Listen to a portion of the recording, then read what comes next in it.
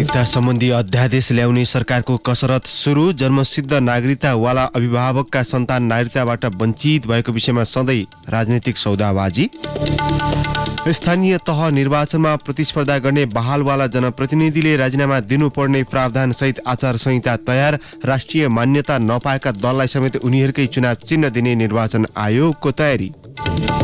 महत्वाकांक्षी र लोकप्रिय कार्यक्रम सहितको बजेट कार्यान्वयन भने फितलो। जनजीविकासँग प्रत्यक्ष रूपमा जोडिएका कार्यक्रममा समेत राजनीतिक स्वार्थ हावी हुँदा समस्या भएको विज्ञहरूको टिप्पणी। युक्रेनमा जारी युद्ध अन्त्यका लागि रुसी राष्ट्रपति पुटिनद्वारा केही शर्त प्रस्तुत। नेटोमा सदस्यताको विषय र रुसी भाषाको संरक्षण मुख्य चासो। र इङ्ग्लिस प्रिमियर लिग फुटबलको पछिल्लो खेलमा न्युक्यासल युनाइटेड विरुद्ध एभर्टन विजयी।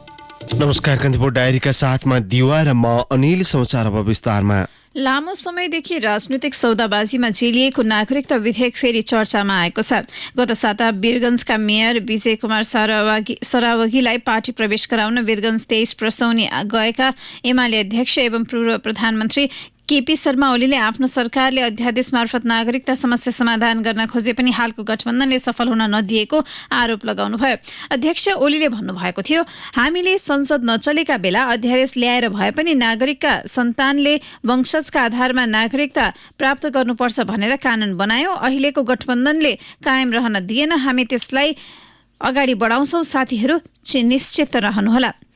नागरिकता विधेयक प्रति अनुदार रहेको आरोप लागेका ओलीले दोस्रो पटक 2078 जेठ 8 मा प्रतिनिधि सभा विघटन गरेको भोलिपल्ट नागरिकता अध्यादेश ल्याउनु भएको थियो। तर सर्वोच्च अदालतले 2078 जेठ 27 मा अध्यादेश कार्यान्वयनमा रोक लगाए। त्यही विषयलाई चुनावी नारा बनाएर एमाले मधेसमा जनमत बटुल्ने अनुमानमा गठबन्धन सरकारले नागरिकता सम्बन्धी अध्यादेश ल्याउने कसरत गरिरहेको छ। संसद अधिवेशन अन्त्य गराएर सरकारले अध्यादेश ल्याउने बाटो खोलिसकेको छ। वीरगञ्जका राजनैतिक विश्लेषक विनोद गुप्ताका अनुसार मधेस केन्द्रित दलहरू अहिले आफ्नो पकड क्षेत्रमै कमजोर बनेका छन्। एमाले अध्यक्ष ओली मधेसमा धमाधम पार्टी प्रवेश गराइरहनु भएको छ। उहाँले भन्नुभयो, वीरगञ्ज गएका बेला नागरिकता समस्या हामीले समाधान गराउन खोजेका थियौं, तर गठबन्धनले सफल हुन दिएन भन्ने अभिव्यक्ति दिएर चुनावी नारा पनि मैदानमा फालिदिएका छन्।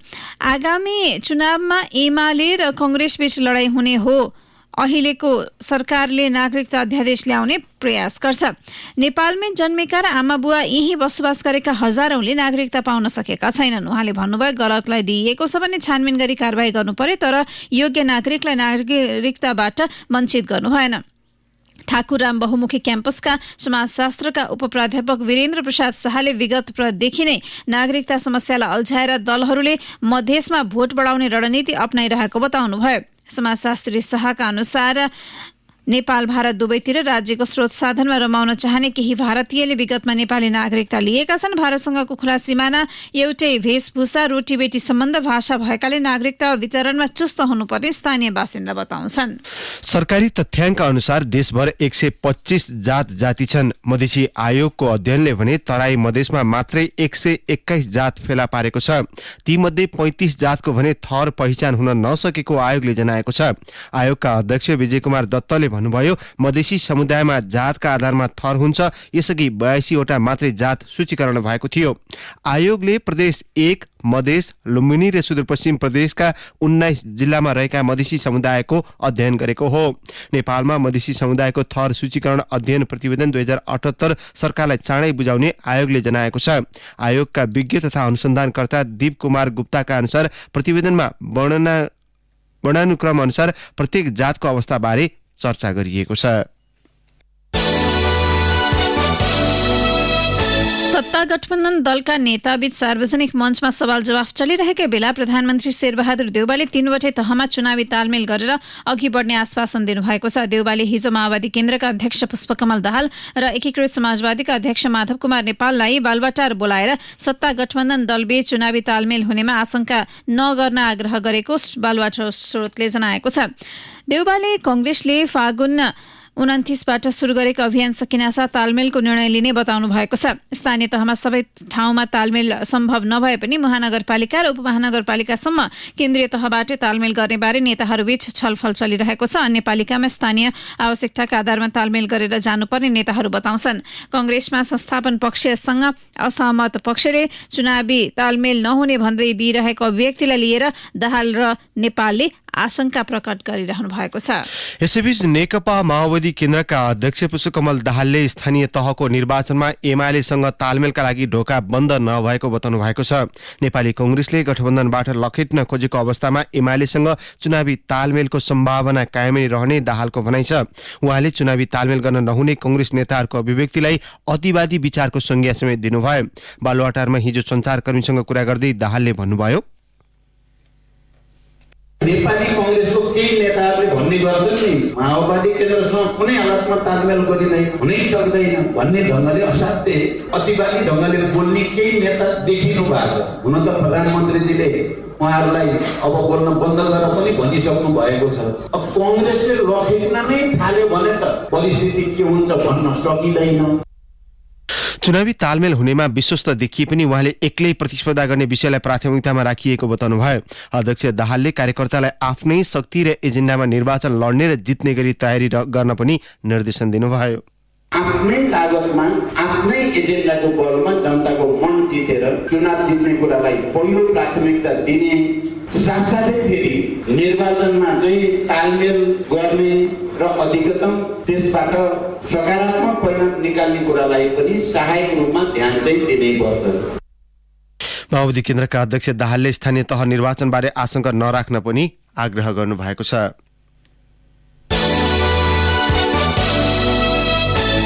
आगामी स्थानीय तहको निर्वाचनमा प्रतिस्पर्धा गर्ने बहालवाला जनप्रतिनिधिले राजीनामा दिनुपर्ने प्रावधान सहितको आचार संहिता तयार पारेको छ। आयोगका अनुसार निर्वाचन आचार संहिता राजपत्रमा प्रकाशित भएको छ। आयोगद्वारा आयोजित पत्रकार सम्मेलनमा प्रवक्ता शालिग्राम शर्मा पौडेलले हाल बहालवाला पदाधिकारीले राजीनामा दिनुपर्ने व्यवस्था भएको बताउनुभयो।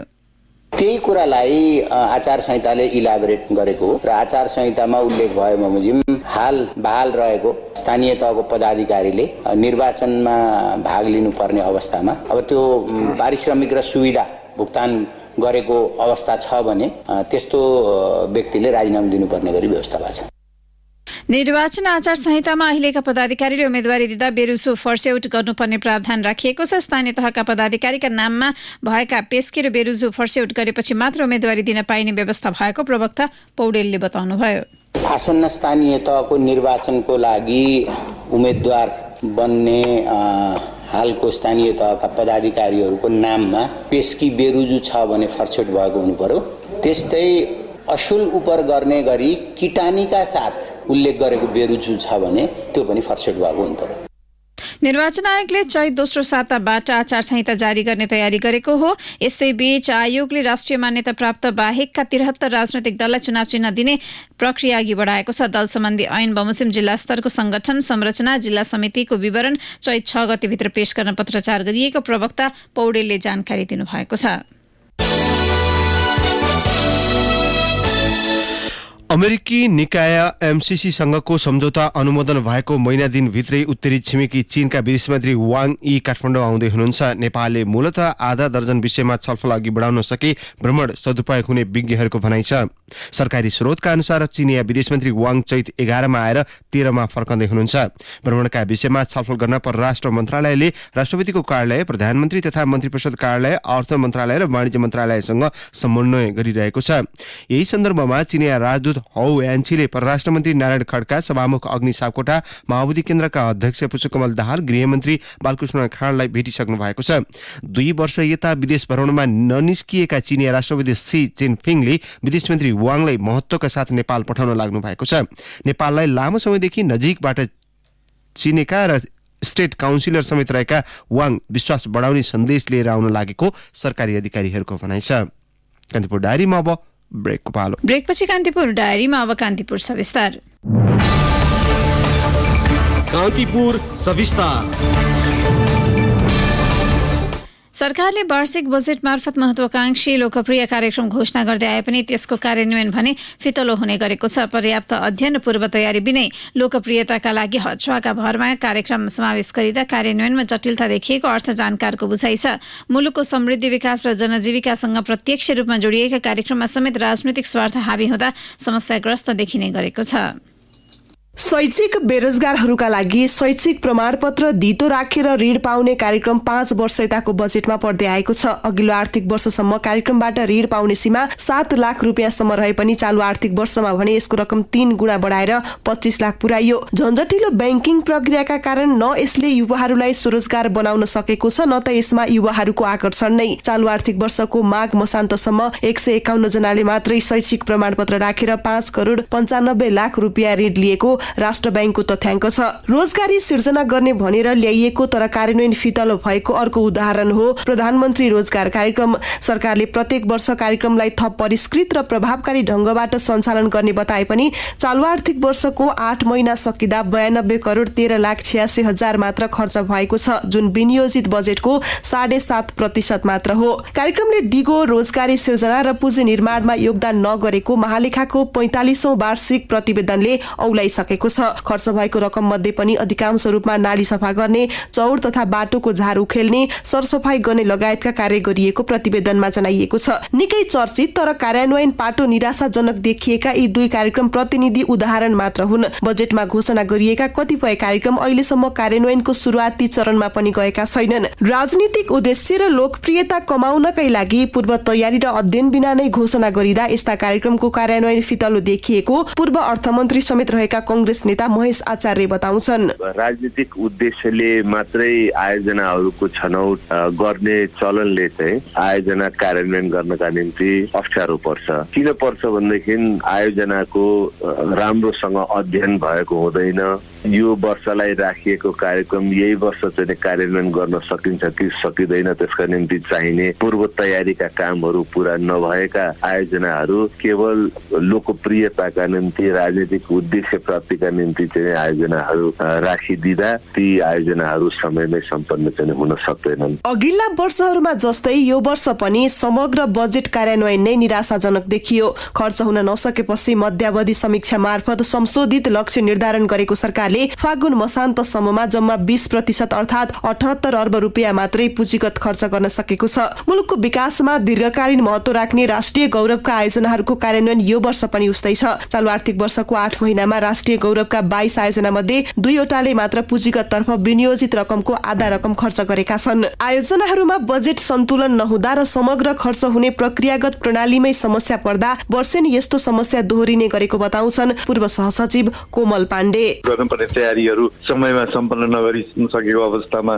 बजेटमा एलोकेसन हुने, फेरि बजेटको रकम पनि कुन अवस्थामा बढी खर्च हुने सक्ने अथवा बढी काम भइरहेको योजनाहरूमा लिमिटेड रकम विनियोजन हुने तर कामै हुन नसक्ने योजनाहरूमा बढी विनियोजन हुने, त्यस्ता खालका चिजहरू पनि हामी देखिरहेको छौँ। समष्टिमा गर्दा हेर्ने भयो भने एक किसिमको हाम्रो ब्यालेन्सिङ जुन बजेट ब्यालेन्सिङ गर्ने प्रक्रिया र साथसाथै हाम्रो चौमासिक रूपमा खर्च गर्ने प्रक्रियाको पनि केही तालमेल मिलाए जस्तो लाग्दैन। चालु आर्थिक वर्ष प्रतिस्थापन विधेयकबाट असोजमा मात्र बजेट पारित हुँदा खर्च प्रक्रिया ढिलो गरी सुरु भएको, सार्वजनिक खरिद प्रणालीमै समस्या रहेकाले पनि अपेक्षित रूपमा खर्च हुन नसकेको अर्थ मन्त्रालयले जनाएको छ। यस्तै लोकप्रियताकै लागि कतिपय कार्यक्रम घोषणा गरिँदा पनि त्यसको कार्यान्वयनमा जटिलता देखिएको अर्थ सचिव मधु मरासिनी बताउँछन्। तर बजेटमा यस्ता कार्यक्रमको निरन्तरता सधैँ हुने गरेको छ। कतिपय अलिकति लोकप्रियतालाई हेरेर पनि आइरहेका हुन्छन् कार्यक्रमहरू। अब हाम्रो पूर्व तयारीको कामै नपुगिकन कार्यक्रम घोषणा हुँदाखेरि पनि अनि कार्यान्वयनमा जाँदाखेरि चाहिँ सोचे जस्तो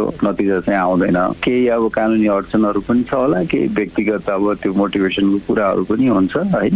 मेन चाहिँ तयारीकै नै नपुगिकन कार्यक्रम घोषणा हुँदाखेरि समस्या भएको देख्छु मैले चाहिँ। अर्थ मन्त्रालय यति बेला आगामी आर्थिक वर्षको बजेट तयारीमा जुटिसकेको छ। अहिले देखिएका समस्याहरूको पहिचान गर्दै आगामी वर्ष फरक ढंगले बजेट निर्माण गर्ने दाबी गर्छन् अर्थ सचिव मरासिनी। यो अलिकति हामी कहाँ केही संरचनागत समस्या पनि देखिए, त्यसले गर्दाखेरि र अहिले हामी संघीय सरकार अब 3 तहको सरकार भइसकेपछि अब चाहिँ प्रदेश र स्थानीय तहलाई बढी जिम्मेवार गराउने, सानातिना खुद्रे कार्यक्रम केन्द्रदेखि नराख्ने, उतैबाट तलैबाट गराउने, जे हुन्छ रिसोर्स पनि तल दिने, कार्यक्रम पनि तल दिने, तलै भएपछि त्यहाँबाट राम्रो सुपरभिजन पनि हुन्छ हैन, त्यहीँको सरकारले काम पनि पाउँछ भन्ने छ। अहिले अलिकति यसपालि जनताले फरक महसुस गर्ने हिसाबले हामी चाहिँ बजेट निर्माण गर्छौँ। बजेट आफ्नो राजनीतिक महत्वाकांक्षा पूर्ति गर्ने दस्तावेज छैन, तर राजनीतिक दलले बजेटलाई जनतामा लोकप्रिय देखिन गर्ने प्रतिबद्धताको फेयरिस्तमा मात्रै सीमित पार्दा र दूरगामी महत्वको भन्दा पनि तत्कालिक र छेडिक लाभ हानिको सन्तुलनका रूपमा मात्रै बुझ्दा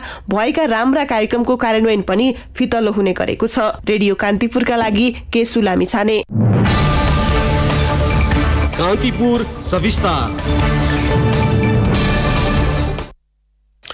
सरकारले निजामती कर्मचारीका छोराछोरीलाई स्नातक तह अध्ययन गर्न एक पटकका लागि बढीमा 5 लाख रुपियाँसम्म प्रोत्साहन छात्रवृत्ति दिने भएको छ।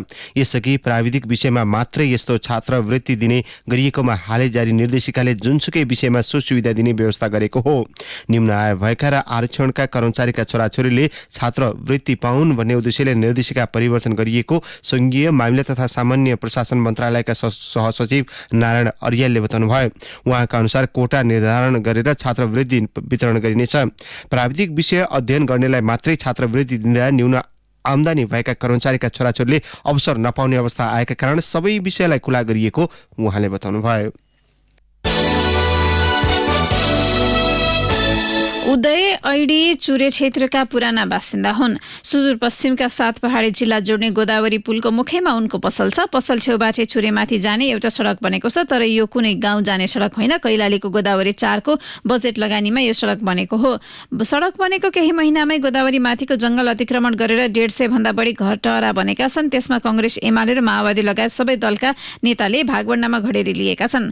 कसैले त पक्की घर पनि बनाइसकेका छन्। अधिकांशले जंगलमा घेरा हालेर आफ्नो जग्गा छुट्याएको देख्न सकिन्छ। गोदावरी पुलको पूर्वतिर पनि यस्तै एउटा अर्को सडक छ। यो सडक पनि चुरेमा अतिक्रमण गरी जग्गा कारोबार गर्न बनाइएको हो। त्यस सडकमा पनि गोदावरी नगरपालिका र प्रदेश सरकारको लगानी छ। गोदावरी तीरतिरै अलिमाथि उक्लिने हो भने जंगल मासेर सरकारी लगानीमा कसरी अतिक्रमण भइरहेको छ हेर्न सकिन्छ। यहाँ 2 वर्षमा 1 दर्जन भन्दा बढी नयाँ गाउँ बनेका छन्। चुरे अतिक्रमण गरी बनेका यस्ता गाउँमा बाटो, बिजुली, खानेपानीदेखि विभिन्न सुविधाका लागि प्रदेश सरकार र गोदावरी नगरपालिकाको करोडौं लगानी गरिएको छ। लालझाडी क्षेत्रको गढ बिजुलाका सामुदायिक वनमा संघीय सरकार, स्थानीय तह र प्रदेशको लगानीमा इको पार्क बनाउन धमाधम संरचना निर्माण भइरहेका छन्।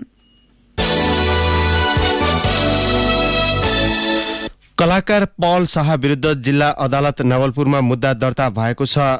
सरकारी वकिलको कार्यालयले नवलपरासीको नवलपुरमा हिजो मुद्दा दर्ता गरेको हो।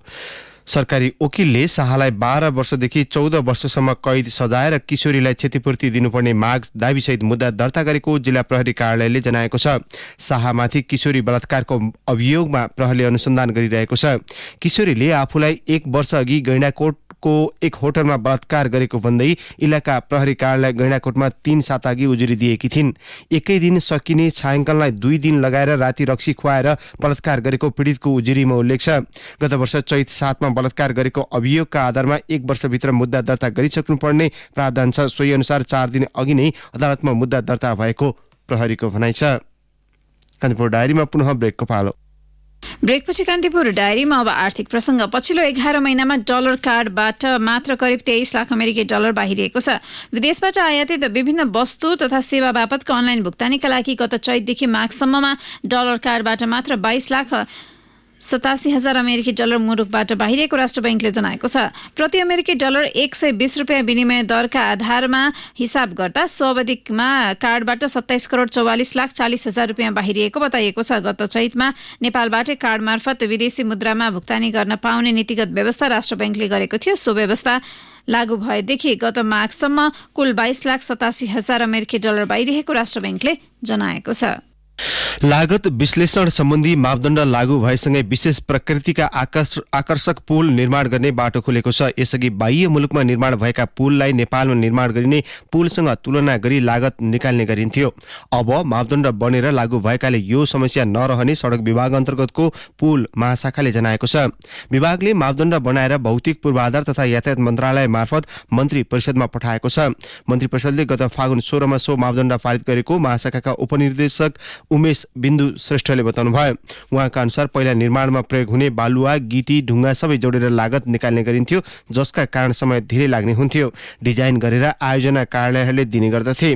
श्रेष्ठले भन्नुभयो, जसले गर्दा खोलामा पिलर राख्दा जमिनमुनि समस्या आए निर्माण व्यवसायीले आयोजना कार्यालयलाई दोष देखाएर काम नगर्ने प्रवृत्ति थियो। मुद्दा मामिलामा जाने समस्या पनि देखिन्थ्यो। पछि डिजाइन एन्ड बिल्ड प्रणालीमा गयो, जसले गर्दा यी समस्या कम हुँदै गएका छन्। अब डिजाइन निर्माण व्यवसायी आफैले गरेपछि आयोजना कार्यालयलाई दोष दिन पाउने छैनन्। अब अन्तर्राष्ट्रिय प्रसङ्ग। रुसका राष्ट्रपति भ्लादिमिर पुटिनले युक्रेनमा जारी युद्ध अन्त्यका लागि केही शर्त प्रस्तुत गर्नुभएको छ। मध्यस्थकर्ताको भूमिका निभाउने प्रयास गरिरहेका टर्कीका राष्ट्रपति रिसेप तय्यप एर्दोगानसँगको कुराकानीका क्रममा राष्ट्रपति पुटिनले आफ्नो शर्त राख्नु भएको हो।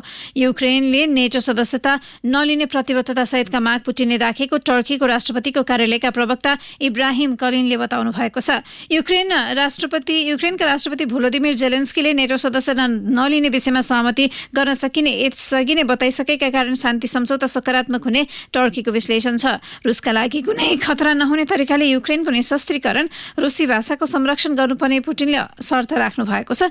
यस बीचमा रुसले युक्रेनमाथि सैन्य हस्तक्षेप भने जारी राखेको छ। अब खेल प्रसङ्ग। इङ्ग्लिस प्रिमियर लिग फुटबलको पछिल्लो खेलमा एभर्टन विजयी भएको छ। एभर्टनले न्युकासल युनाइटेडमाथि जित हात पारेको हो। खेलको निर्धारित समय सकिएपछि थपिएको समयमा भएको रोमाञ्चक गोलसँगै एभर्टनले जित निकालेको हो। एलेक्स आइओबीले 79औं मिनेटमा गोल गर्दै 10 खेलाडीमा सीमित एभर्टनलाई जित दिलाएका थिए। खेलमा 61% बल पोजिसन न्युकासलको भए पनि एभर्टनको प्रहार गोलमा परिणत भएपछि विजयी भएको हो। तालिकाको 17औं स्थानमा रहेको एभर्टनका लागि पछिल्लो जित रेलिगेसनबाट बच्न निकै महत्त्वपूर्ण साबित भएको छ। न्युकासल 14औं स्थानमा कायमै छ। अब मौसम सम्बन्धी जानकारी। मुलुकका पहाडी भूभागमा आंशिक बदली रहे, अन्य भूभागमा मौसम सामान्यतया सफा रहने जल तथा मौसम पूर्वानुमान महाशाखाले जनाएको छ। केही बेर अघि 16 डिग्री सेल्सियस मापन गरिएको काठमाडौँ उपत्यकाको अधिकतम तापक्रम आज 28 डिग्री सेल्सियस रहने विभागको अनुमान छ। सूर्योदय बिहान 6:10 भयो भने सूर्यास्त भरे साँझ 6:14 हुनेछ। हवस्, प्रसङ्गसहित कान्तिपुर डायरीको यो बुलेटिन अहिलेलाई यहीँ सकिन्छ। साथी दिवा र म अनिल बिदा माग्छौँ। नमस्कार।